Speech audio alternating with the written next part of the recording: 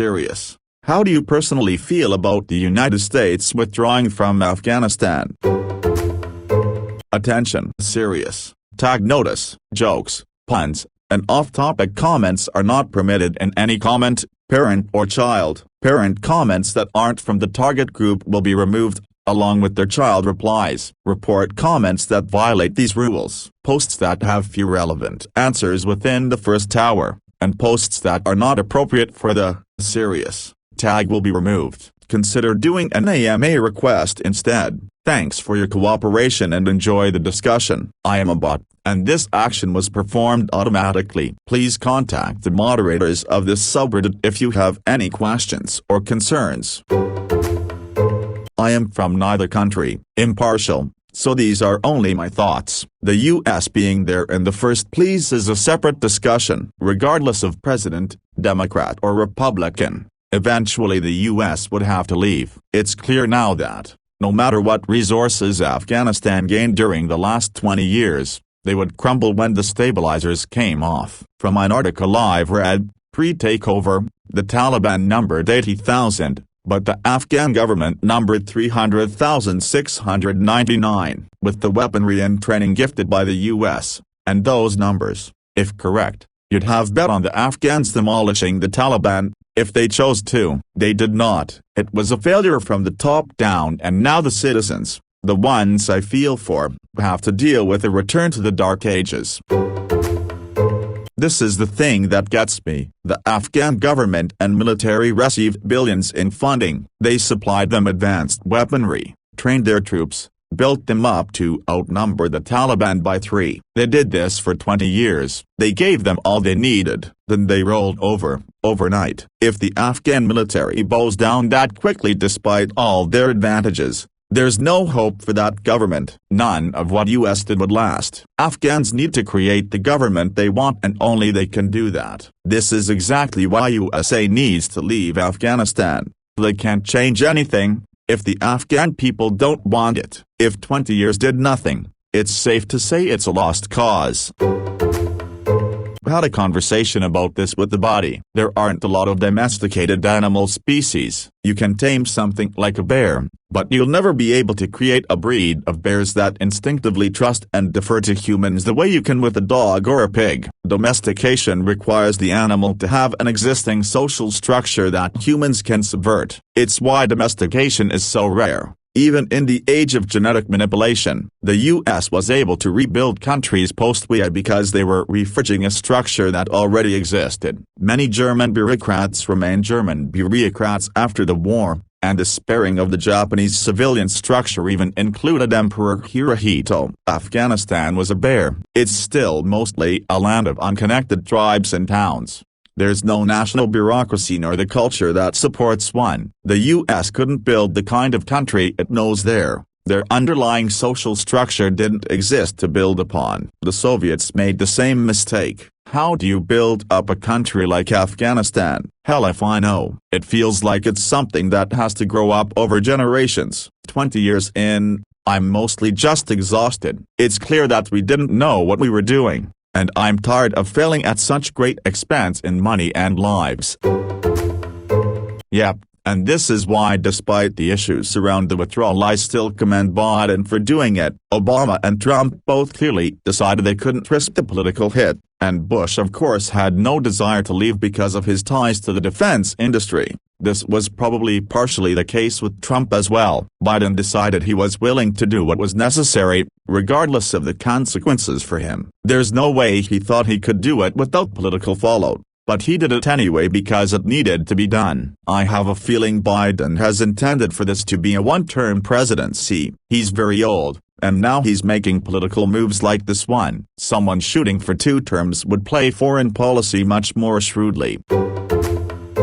The best time to leave Afghanistan was 20 years ago. The second best time is now. I had no illusions that this would be smooth, and that it wouldn't be our Vietnam exit. I think Biden was incredibly naive about the situation when he thought the Afghan army would hold out long enough for him to cover our exit. It really sucks and it should have never happened, but the alternative is going another 20 years and spending another $2 trillion only to have the same result then. 2. We need to stop trying to nation build period. If we really wanted to fix things over there, we'd end the failed Western imperialist experiment known as Afghanistan in the first place and create several states based on the distinct cultures that occupy that land. Let the Taliban rule the Pashtuns and let all the other groups manage themselves. We should have let the Kurds have their own country, too. Great point. Best thought Donald Rumsfeld had was to leave Afghanistan after the Taliban was toppled. If we needed to go back in a decade, we'd go back. Afghanistan is backwards as fuck. It's tribal and essentially living in the medieval age. I think Biden was incredibly naive. I disagree. I think Biden knew it was going to be a shit show. Maybe not as big of a shit show, but I think he thought the Afghan special forces would have held Kabul for a couple of months or at the very least put up some resistance to the Taliban. But from everything I read, the Afghan government had the special forces spread thin trying to defend every province. I think Biden was just fed up with the corruption and ineptitude of the Afghan central government. Hey man, woman, you and all other vets did your job. You provided a more stable and safe life for those 20 years. Women went to school and back to work. Men had more of a choice for the direction they wanted to take their life and family. Children weren't automatically thrown into Taliban teachings and culture. Thank you, and every other vet, for providing a way for the Afghan people to better themselves. I'm sorry for any hurt you're experiencing now, but you did your job and it wasn't worthless. Neither were the lives lost. I think the withdrawal was overdue by at least a decade, probably more. Anyone who has served in Afghanistan can tell you that this was inevitable. The Afghan National Army was never going to be prepared or motivated to defend the nation. Their society just doesn't work that way. We tried to push a Western ideal of self-rule onto a people who weren't remotely interested in it. So while the withdrawal was overdue, it couldn't have been done in a more incompetent fashion. Better late than never, but we should have transported persons of interest out before. With our troops, it's also been pathetic that no leaders take responsibility for it. This war was a huge embarrassment to the Western world and will go down as perhaps one of the greatest ideological mistakes of the century. It's been pretty sad to look at U.S. strategies against terrorism in the past 30 years. Leaving was the right choice. We have wasted too much money and lives trying to keep a government there that couldn't stay up for more than 2 days. My only issue is why we failed as predicting this. Is our intelligence that bad? Are the Taliban that clever? I feel like we could have handled the withdrawal in a better way. Evacuate all civilians, offer asylum and help to our Afghan allies, and then bringing the troops out.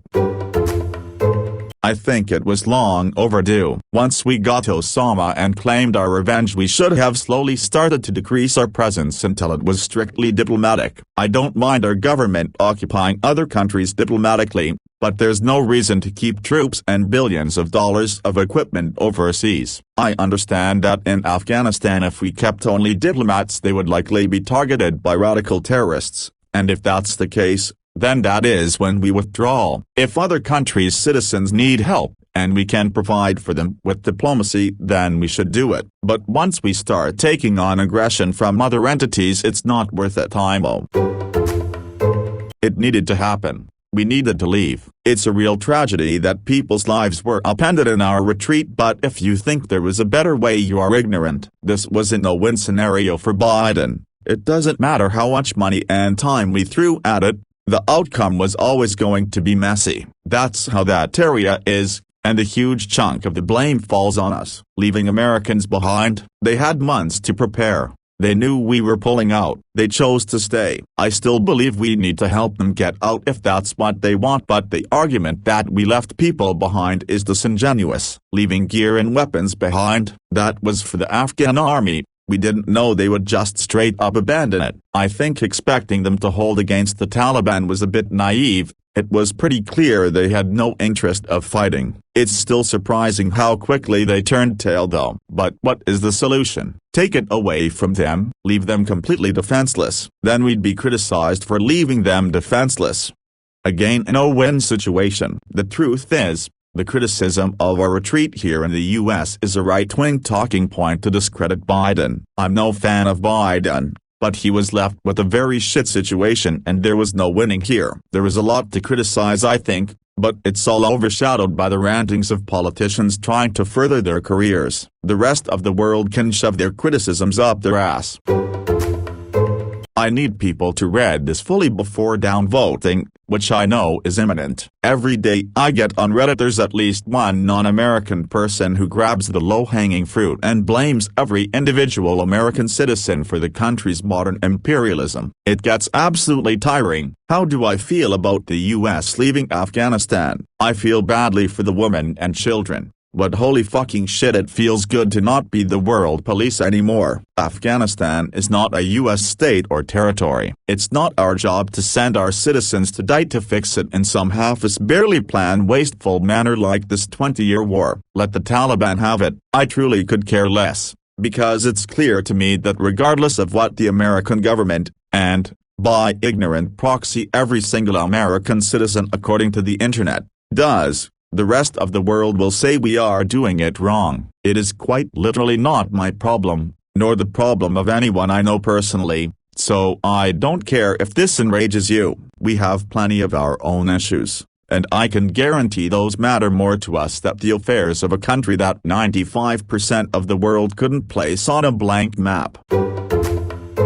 You have people in our very own Congress whining and bitching like a bunch of middle school kids mad they couldn't finish their dodgeball game in class before the period ended just because we didn't stay and continue to try to stamp out the occasional extremist roach that pops out here and there with the very limited rules of engagement and plan they went in with. The Soviet Union, who had zero-issue massacring villages by the handful, couldn't even stop the Taliban. The hell makes you think that the US drones and special forces can do any better with agonizingly slow precision strikes? Newsflash, the Chinese, who are near 100% guaranteed to occupy them next, won't be able to do shit either. If the world is so outraged at what's going on in the country, send in some UN peacekeepers and see what they can do, because it's their job. To any vets reading this, I'm sorry the government sent you into a war that means absolutely nothing to the long-term game of the survival of the citizens of this country who you swore to protect, but you had no business being forced to go and watch your friends die there in the first place. You accomplished nothing, and the only people to blame are those who started the war and decided to stay. To anyone complaining about the way the US evacuation was handled, grow the hell up and wake the hell up. Every single country who had people there abandoned, most chose to stay. Many people throw blame equally for that. No one to blame for the rush but the ANA and the Taliban.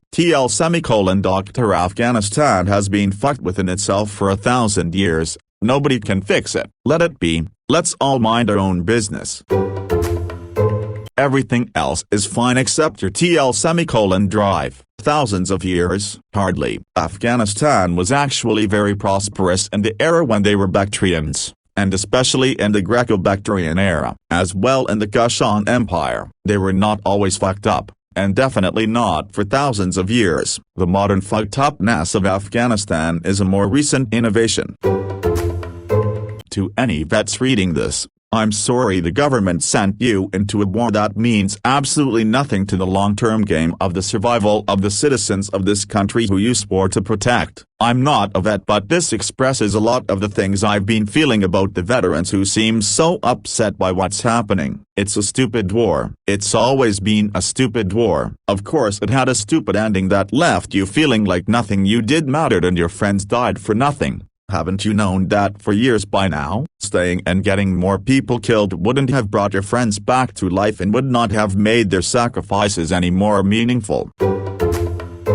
I'm currently 26 years old. I don't remember America pre-9/11. I grew up with this war. I watched family members go fight in this war. When I was old enough to understand what was happening, I believed that there was a noble mission for America in Afghanistan. Then life made me cynical and I started to see Afghanistan as a futile effort. How do I feel about withdrawing? I really don't know. I do know how I feel about my country's politicians and media outlets. I have become disgusted by Republicans and Democrats, Fox News and CNN. I don't even know how to find out what's true about the situation because every piece of news is weaponized by all sides. I was never a fan of Biden, but I was hopeful. Literally anything had to be better than Trump. Seeing his performance through this situation is depressing. I do not believe he is mentally competent. I do not have faith in his leadership.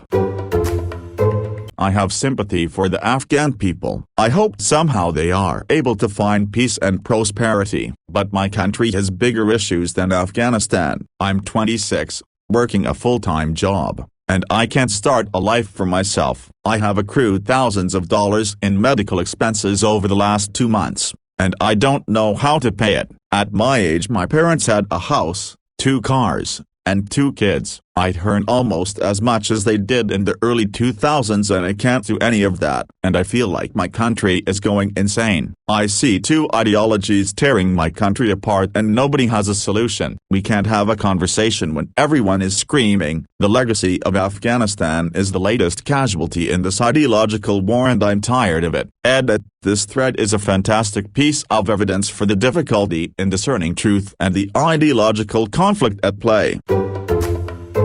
We never should have been over there in the first place, such a waste of money, time, energy and human lives, and for what? I was surprised that Obama didn't make the effort. He had 2 terms in which to do it. Trump was planning on withdrawing on May 1, 2021, Biden extended the deadline, but I felt the whole withdrawal was too chaotic. Why leave all those weapons behind? $80 billion worth of military hardware. Biden had said months ago that if the U.S. decided to withdraw, it would do so in a safe and orderly manner. Later he said it was highly unlikely that the Taliban would overrun everything and take control. What happened? Someone dropped the ball.